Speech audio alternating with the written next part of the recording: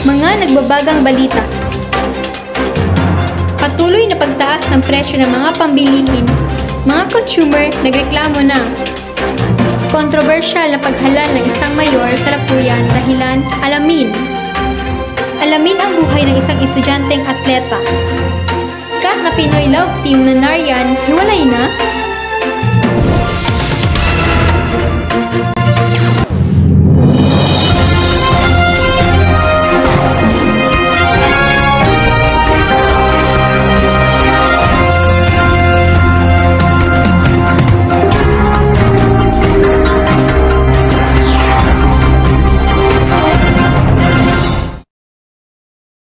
Walang nakakalikas sa ulat ang bayan. Isang napakamagandang gabi sa inyong mga kauna. Sa gitna ng gulo ukol sa pagtaas ng mga presyo ng mga bilihin, di na natiis sa mga consumer na bumoses ng kanilang nararamdaman. Alamin ang buong storya sa ulat ni John Mark Canyon. Patuloy na tumataas ang bilihin dito sa Lapuyang Public Market at ang mga consumer dito ay tiyak na hindi nasisiyahan. Reklamo kay Palo rin President Emilbag na pagdaw yan ng baba sa pansaluyan pero kung dahil hapon matupad, isamot na hinoon ng pulo. Huwag muna kayong umalis dahil ang ulat ng bayan babalik pagkatapos ng patalastas na ito.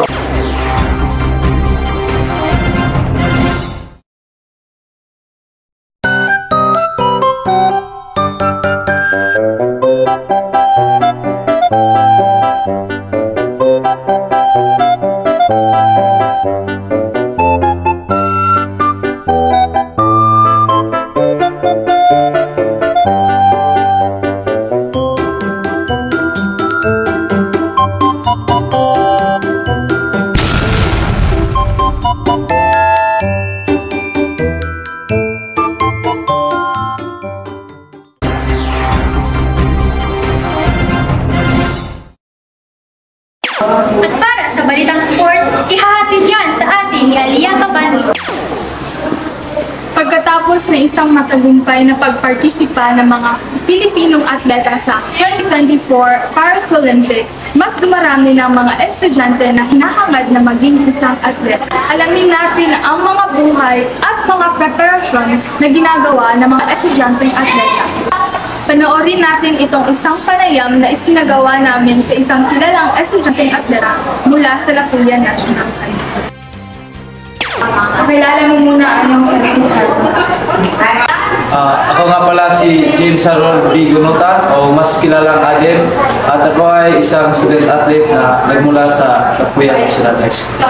So bakit mo napili ang sports bilang iyong extracurricular sa dami mo pang pwedeng pili?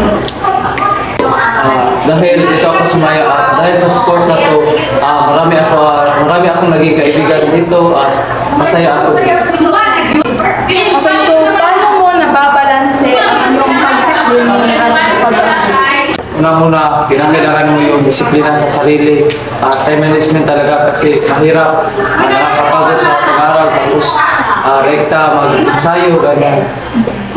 Nakaranas ka na ba ng anumang paghihirap habang binabalanse ang iyong buhay sa eskwelahan at pagtitipon? Siyempre, oo.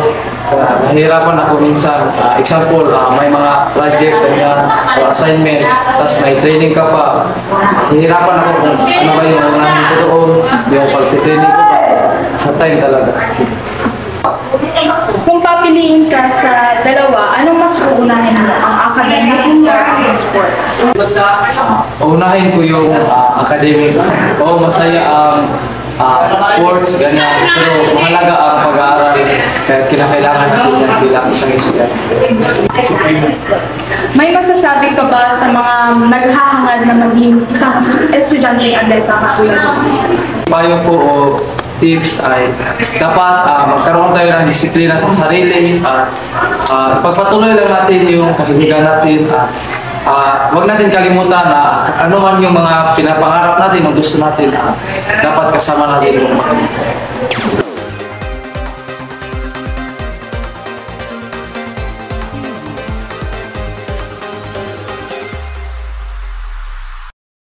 At para sa balitang showbiz, narito na ang mainit na chismis. Sunod-sunod na mga parinig na post ng sikat na artistang si Marian Kaong. Sa mga post na ito, ipinahiwatig ni Marian ang kanyang naramdaman sa isang tao. Hinala ng mga netizens na baka umano nag-break na sila ng kanyang ka-love team na ang artistang bagong halal na mayor ng Lapuyan na si Narciso Dalyap.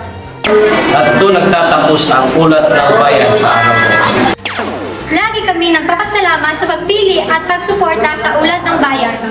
Hanggang sa muli at magandang gabi mga kaulat!